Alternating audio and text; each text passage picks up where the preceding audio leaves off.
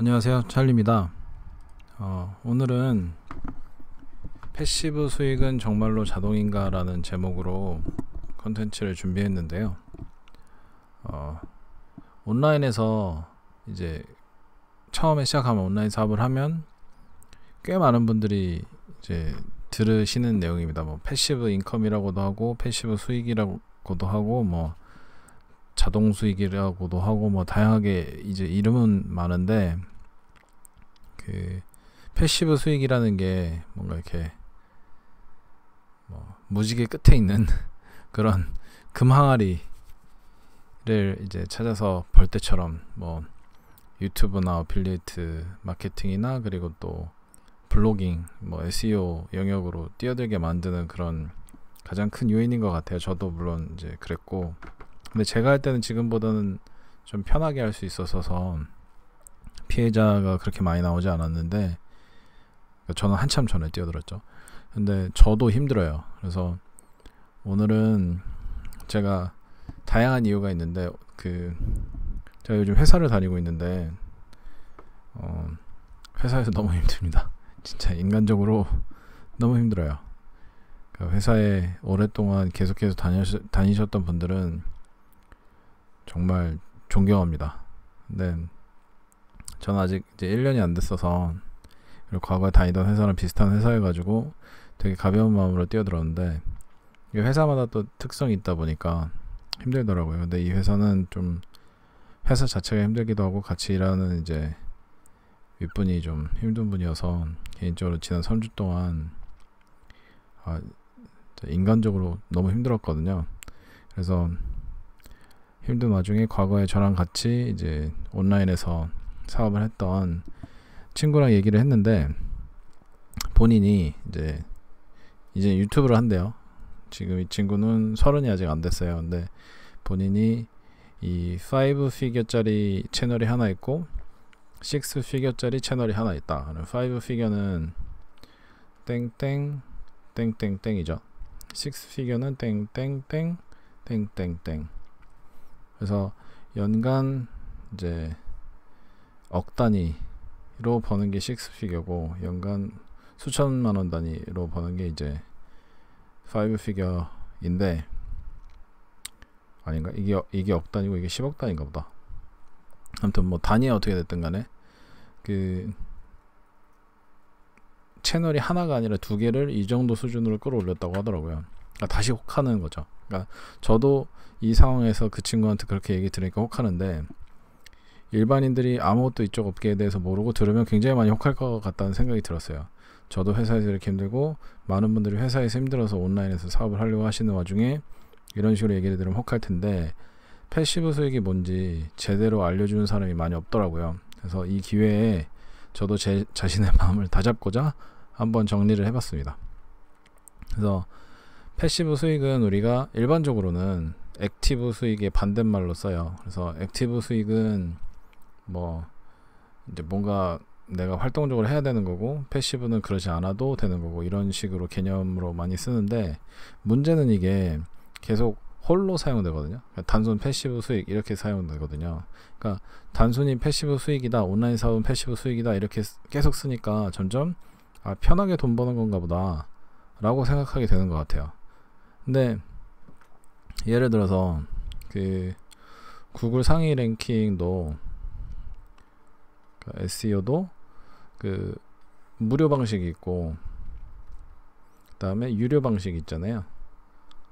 근데 이 SEO라고 하는 것에서 무료는 사실 무료라기보다는 내가 계속해서 뭔가 돈을 남한테 주지 않고 한다는 의미인데, 그냥 무료 방식이라고 하면 진짜 돈 안 쓰고 아무것도 안 하고도 될 수 있는 것처럼 느껴지잖아요. 그러니까 이 영역도 그런 것 같아요. 그 액티브 수익은 말 그대로 뭔가 내가 해야 되는 것, 그러니까 뭐 그냥 굳이 따지면 직장 같은 개념이죠. 내가 뭐 무언가 해야 수익이 나는 상황이에요. 내가 아프거나 시간이 없어서 해당 업무를 못하거나 하면 수익이 발생하지 않는 거죠. 근데 패시브는 그런 상황이 와도 내가 세팅한 시스템으로 계속해서 수익이 일어나는 상황을 패시브라고 합니다. 그러니까 온라인상에서 유튜브가 패시브다,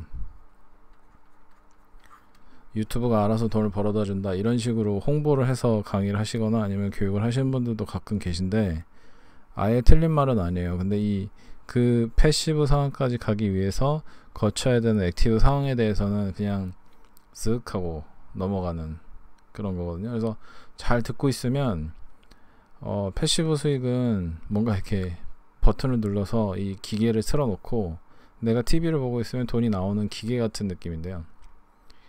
그 패시브화로 만들기 전에 액티브 수익을 어떻게 내고 어떻게 유지해야 되는지, 그리고 그걸 어떻게 또 패시브로 전환해야 되는지에 대해서 좀 말해준 사람이 많이 없는 것 같습니다.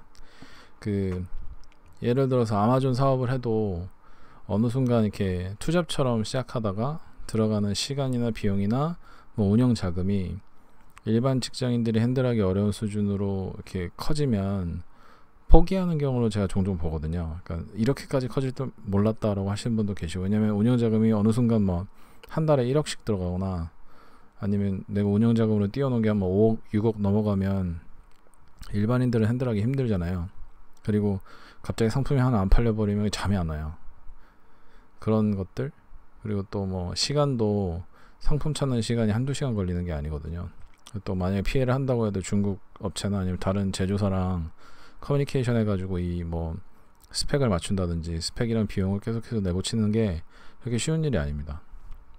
예전에 제가 한번 쇼핑몰을 운영하시면서 월요일부터 토요일까지 오전 8시부터 저녁 뭐 8시 9시까지 계속해서 들어오는 주문을 포장만 하시는 분 얘기를 한 적이 있어요. 막 2톤 트럭에다가 막 매일매일 꽉꽉 채워가지고 보내시는 분인데, 쇼핑몰 자체는 잘 운영되지만 그분은 아침 식사, 점심 식사, 저녁 식사 하실 시간도 없어요.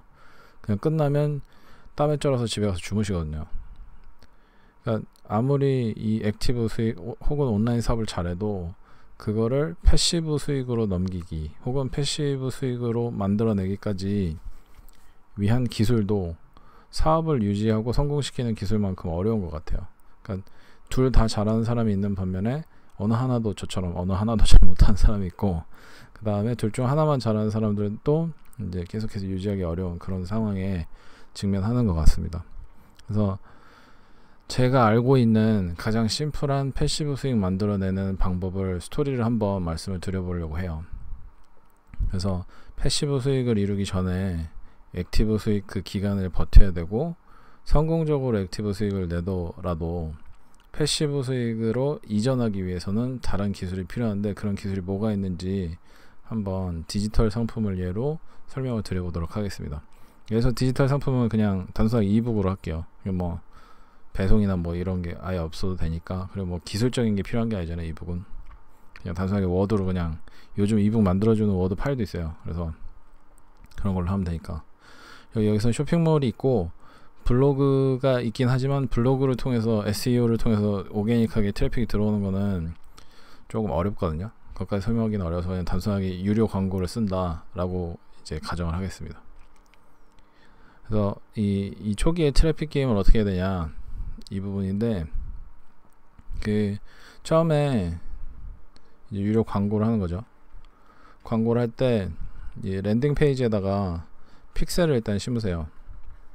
픽셀은 구글 거, 구글 게 뭐 유튜브도 포함되죠. 그리고 페이스북 거, 이 두 개. 근데 여기 살짝 팁을 드리면, 구글에 태그 매니저라고 하는 게 있거든요.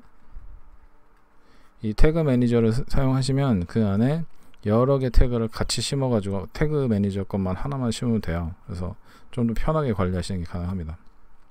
뭐 아니면 그냥 한 페이지 두 개 다 하셔도 되는데, 어떤 게 속도가 더 빠른지는 한번 해보세요. 속도가 빠른 걸수록 좋으니까. 그래서 랜딩 페이지에다 픽셀 심는 거다.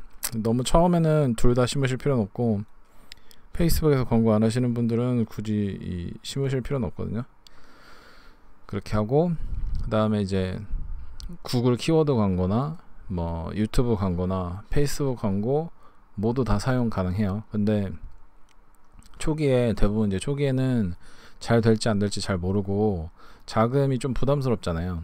그래서 저는 초기에 그렇게 좀 약간 부담이 있으신 분들은 빙 광고를 하시는 걸 혹은 야후나 근데 야후보다는 빙이 더 나을 거예요. 의외로 빙이 사람들이 굉장히 많이 사용하거든요. 근데 그 광고 쪽에서는 대부분 구글이나 페이스북에 관심을 많이 둬서 빙 광고를 잘 안 해요. 그러다 보니까 단가가 꽤 싸요. 다만 양질의 트래픽이 있습니다. 그래서 싼 유료 광고 뭐가 있지 하다 보면 이제 필연적으로 뭐 네이티브 광고에 손을 대게 되는데, 네이티브 광고 쪽은 물론 심플하고 광고 단가가 그렇게 비싼 편은 아니지만 가짜 트래픽이 굉장히 많아서 이걸 가지고 뭘 하기가 쉽지가 않아요. 그래서 가짜 트래픽이 거의 없고 광고 단가도 이 두 개보다는 싼 빙을 저는 추천을 드립니다. 처음에 혹시 비용적으로 좀 문제가 있으신 분들은, 이거 난 비용이 크게 적이 없다 그러신 분들은 구글이랑 유튜브, 페이스북 이런 데서 광고하셔도 됩니다. 그리고 일단 문제가 뭔 말을 할지, 랜딩 페이지로 트래픽을 보내서 이게 바로 세일을 일으키는 거기 때문에 사실 그 세일까지 이루어지는 퍼센티지가 굉장히 낮을 거예요. 그러면 도대체 뭐하러 이렇게 하냐 라고 생각을 하실 수가 있는데, 이런 세일 때문에 한 게 아니라 여기 심어 놓은 이 픽셀 때문에 제가 하는 겁니다. 처음에 이렇게 광고를 때려서 판매가 일어나면 좋아요. 진짜 판매가 갑자기 일어나 가지고 그걸 통해서 뭐 광고비 정도는 저희가 리쿱할 수 있으면 정말 좋죠. 근데 굳이 그럴 필요는 없고, 이 픽셀을 사용하기 위해서 싸고 양질의 트래픽을 집어넣는 거다 생각하시면 돼요. 그래서 초반에 있는 이 광고 이 영역에서는 굳이 이 수익성에 대해서 고민 안 하셔도 됩니다. 그건 여기서 할 거예요. 그래서 우리가 구글이랑 페이스북 픽셀을 심어놨는데, 구글이나 유튜브는 똑같아요. 이 시밀러 오디언스라고 하고, 페이스북은 look like audience라고 합니다. 이게 뭐냐면, 제가 랜딩 페이지로 빙에서 사람을 보내잖아요. 그럼 이 픽셀이 이 트래픽을 막 읽고 있다가, 이거랑 유사한 사람이 페이스북에 있어, 이거랑 유사한 사람이 유튜브에 있어, 이거랑 유사한 사람이 구글에 있어, 혹은 지메일에 있어, 이런 식으로 픽셀이 알아서 찾아줘요. 그러면 우리는 페이스북에다 다시 광고를 한 거죠. 이 유사한 사람들한테 광고를 해줘. 혹은 뭐 그때 왔던 사람을 페이스북에서 다시 광고를 해줘. 이제 뭐 다시 광고를 하면 리타게팅이 될 거고, 로컬라이크한테 광고하면 다시 신규 광고가 될 텐데, 왜 이런 짓을 하냐면, 페이스북에서 페이스북가 찾아줘 하면서 한 번에 처음에 빙에 할 광고를 페이스북에 하면 얘네가 한 15일 정도 그 최적화 기간을 거치거든요. 그 최적화 기간을 거칠 때 비용이 엄청 많이 듭니다, 초반에. 그래서 CPC를 하던 CPM을 하던 엄청나게 비용이 많이 올라가요. C가 이렇게 많이 올라가요. 제가 예전에 한번 그 CPC 0.01달러 언젠가 했을 거예요. 좀 오래되긴 했지만 제가 클릭당 0.01달러를 했던 적이 있거든요. 그게 다 이 방식으로 한 겁니다. 그래서 뭐 의심하시는 분들은 한번 그걸 다시 보시고, 아니면 한번 해보세요. 실제로도 효과가 굉장히 좋은 방법이니까 이렇게 할 수 있습니다. 그래서 이렇게 해서 내가 이제 매출을 계속해서 올리는 거죠. 이 시기에 뭐 예를 들어서 내가 100달러를 넣었는데 뭐 한 200달러가 나왔다 그러면은 그 ROI가 200%잖아요. 이 정도만 돼도 1달러를 넣을 때마다 2달러가 돌아 나오면 거기다 무조건 돈을 계속 넣어야죠. 그러면 이제 계속해서 돈을 2배로 회수할 수가 있으니까. 근데 문제는 지금 여태까지 이 뭐 광고 설정하거나 뭐 최적화를 하거나 광고 자체를 만들어내거나, 혹은 이제 실질적으로 생각해 보면 랜딩 페이지 온 사람들이 바로 구매하진 않을 거잖아요. 뭐 질의도 할 거고, 그죠? 이런 걸 할 텐데, 이런 게 다 패시브로 돌아가는 게 아니잖아요. 뭔가 내가 적극적으로 해야 되고, 내가 안 하면 광고도 스톱되고, 아니면 질문에 답변도 못하고 하니까 비즈니스가 돌아가지 않을 거잖아요.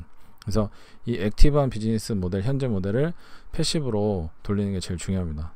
이때는 다른 게 자동일 필요는 없어요. 그러니까 모든 게 시간이 들어가는데 내 시간일 필요가 없다라는 게 핵심이라고 생각하시면 돼요. 모든 게 시스템이나 프로그램이나 아니면 어떤 툴로 이루어져야 되는 게 아니라, 단순히 내가 현재 하고 있는 일을 외주를 주거나 자동화를 하는 게 핵심이라고 생각하시면 돼요. 그냥 시스템만 갖추면 되는데, 예를 들어서 아까 말씀드린 질의응답이다. 그러면 여태까지 내가 질의응답 했던 거를 FAQ 형식으로 해서 랜딩 페이지에 넣어도 되고, 아니면 뭐 요즘 좀 많이 하는 그 플러스 친구 있잖아요. 이런 데다가 그 카드 형식으로 뭐 이렇게 답변을 넣어도 되고, 아니면 뭐 다른 방식으로 이렇게 제공하셔도 되는데, 아무튼 FAQ 형식으로 하고, 그러면 이제 한 절반에서 50%에서 한 70%는 여기서 해결이 되거든요. 그래도 안 되는 부분은 이제 프리랜서를 통하든지 아니면 뭐 VA를 통하든지 해서 이런 사람들이 답변을 할 수 있도록. 근데 이 사람들도 FAQ를 줘야겠죠. FAQ를 줘서 이 사람들이 해결할 수 있도록 하면 거의 99%는 다 해결할 수 있을 겁니다. 이 사람들이 답변 어떻게 할지 모르는 부분만 이제 저한테 질문하면 되니까. 그러니까 이것도 뭐 프리랜서건 VA건 이건 하루 종일 붙들고 있을 필요가 없는 거예요. 그냥 질문이 오면 그 질문에 대해서 뭐 예를 들어서 오후 3시에 한 번, 혹은 뭐 오후 5시에 한 번, 하루에 한 번씩만 확인해서 있는 답변만 해결을 하면, 그 사람들이 뭐 1시간을 썼다 그러면 1시간에 대한 비용만 지불하면 되는 거니까 생각보다 그렇게 비싸지도 않아요. 그런 게 있고요. 그 다음에 광고 A/B 테스팅은 그 페북에서는 뭐 CBO도 있고, 캠페인 버짓 옵티마이제이션 그것도 있고, 뭐 유튜브에도 뭐 비슷한 게 있었는데 제 이름이 기억이 안 나가지고, 그래서 제가 그 광고 크리에이티브를 한 뭐 20개 정도 올리면 페이스북이랑 구글이 어디가 내 목적에 맞는 결과를 제일 많이 주는지를 테스트를 해서 지네가 알아서 최적화를 해주거든요. 그러니까 이거는 앞부분에 저희가 최적화를 어느 정도 한 상태에서 말씀을 드리는 거예요. 안 그러면 비용이 너무 많이 나오니까 그렇게 하지 마시고, 어느 정도 최적화된 상황에서 내가 광고 크리에이티브를 뭐 유사한 거를 A/B 테스트 할 때는 2개씩만 하잖아요. 근데 얘네들은 멀티베리어 테스팅이라 그래가지고 옛날에 막 한 달에 막 수백 달러, 수천 달러씩 줘야 할 수 있는 테스트인데 얘네는 공짜로 주더라고요 이제. 그래서 이거를 뭐 광고를 제가 한 뭐 20개에서 50개 정도 만들어가지고 한 번에 한 캠페인에 집어넣으면 페이스북에서 그걸 테스트를 해줘요. 근데 구글에도 똑같은 걸 하더라고요. 그래서 이런 식으로 해서 테스팅을 하면 광고 쪽도 이제 많이 시간을 세이브할 수가 있고, 또 하나는 크리에이티브 제작 부분은 뭐 이거는 당연히 프리랜서를 쓰거나 아니면 업체를 쓰거나 하실 수가 있는데, 이거는 뭐 제 기억에는 건당 뭐 얼마씩 받았던 것 같아요. 근데 광고를 여태까지 직접 하셨으면 크리에이티브를 이렇게 소폭 문자나 그러니까 단어나 이런 거를 조금씩 바꾸셔가지고 여러 개 만드는 건 금방 만드니까 굳이 제작을 외주 줄 필요는 없지만, 필요하시면 시간이 없으시면 외주를 줄 수 있다라는 생각입니다. 그래서 이 액티브에서 패시브로 넘어가는 이 영역이 사실 제가 그냥 빨리 훅 지나갔는데 생각보다 굉장히 어렵거든요. 그러니까 처음부터 시작을 해서 어느 정도 수익화를 만들어 놓은 사람들은 이거 내 손을 거치지 않으면 망할 거다 라는 공포와 두려움에 굉장히 이제 시달리는데, 그것도 크게 틀린 말은 아니에요. 근데 한 번쯤 해보지 않으면 알 수가 없잖아요. 그러니까 처음부터 완전히 자동으로 돌리시기보다는 이런 식으로 세팅을 해 놓으시고 계속해서 매일 체크하시면서 돌아가는구나 안 돌아가는구나를 파악을 하시면 돼요. 예를 들어서 아까 고용했던 프리랜서 애들이 하루에 뭐 오후 3시에 한 번씩 답변을 하는데, 얘네들이 답변하는 걸 보고 피드백을 준다든지, 아니면 얘네들이 모르는 걸 바로바로 그때 뒤에서 이건 이런 식으로 답변하면 돼 해가지고 또 FAQ를 점점 늘릴 수가 있잖아요. 그렇게 되면 좀 더 편하게 자동화를 진행하고 쉬는 것도 좀 편하겠죠. 이 언제 다음 주 월요일인가 아마 올라갈 텐데, 지금 토요일이거든요. 근데 오늘도 새벽 2시부터 한 오전 11시까지 계속해서 이메일이 오고, 이제 클라이언트 그다음에 내부 윗사람들 이렇게 연락이 와가지고 이제서야 이제 하고 있는데, 저도 좀 자동화로 회사를 돌릴 수 있었으면 좋겠어요. 아무튼 이 얘기를 하면서 굉장히 슬픕니다. 조금 뭐 제 상황이고, 그래서 그 외에는 뭐 제가 맨날 모든 거 할 때마다 이제 얘기하는 거지만, 이메일 리스트 같은 거를 확보하시면 좀 더 수월하게 판매도 일으키고, 그 다음에 광고할 때도 그 이메일 리스트에 있는 이메일을 가져다가 구글이랑 페이스북에 업로드를 하시면 거기서 루커라이크를 찾아주거든요. 그래서 그런 식으로 활용하실 수 있는 것도 한 방법이니까, 혹시나 이메일 오토 리스펀더 사용하는 방법을 아시는 분들은 그렇게 사용하셔도 되겠습니다. 그러니까 엄청나게 많은 방식으로 이 온라인 사업은 할 수 있는데, 핵심은 온라인 사업을 해서 그걸 성공시키는 것 자체가 어렵고, 성공이 되면 무조건 이 액티브 수익에서 패시브 수익으로 넘어갈 때 그 기술 자체를 습득을 하셔야 되는데, 여기서는 되게 심플하게, 제가 최대한 심플하게 말씀을 드렸지만 모든 비즈니스마다 조금씩 다르잖아요. 핵심은 내가 하는 거를 어떻게 하면 남한테 넘길 수 있나를 생각을 하시면 되고, 넘길 때 그냥 던지고 끝나는 게 아니라 주기적으로 관리하고 이제 테스트하고 매니징할 수 있는 시간과 그다음에 그 방식, 시스템으로 좀 이렇게 채워 넣는 것이 좋고요. 그것마저도 어느 정도 시스템화가 되면 그 시스템을 관리하는 사람을 매니저를 한 명 두면 이제 나의 사업에서 완전 자유가 되는 거잖아요. 그런 식으로 점점 시스템 혹은 뭐 SOP라고도 하는 그런 것들을 만들어 나가시면 좋을 것 같아요. 그래서 대부분 생각하시는 패시브 수익이 하루아침에 패시브가 되는 게 아니라 액티브 수익으로 성공을 해야 되고, 다시 그걸 패시브로 돌리는데 기술과 노력이 필요하다라는 얘기를 오늘 드렸고요. 그리고 이게 어렵고 시간도 오래 걸리지만 한 번쯤 충분히 도전해 볼 만한 일이다 라고 생각을 하고 있습니다. 그래서 혹시나 패시브 수익에 대해서 정말 큰 기대를 가지셨던 분들을 제가 혹시 그 꿈을, 기대를 저버리게 했다면 정말 죄송하고요. 근데 사실대로 알고 그 도전을 하는 게 훨씬 더 중요하다고 저는 생각을 해요. 그래서 이제 아셨으니까 그 나름대로의 기대치를 좀 조정을 하셔가지고 좀 더 성공적인 온라인 사업을 영위하셨으면 좋겠습니다. 감사합니다.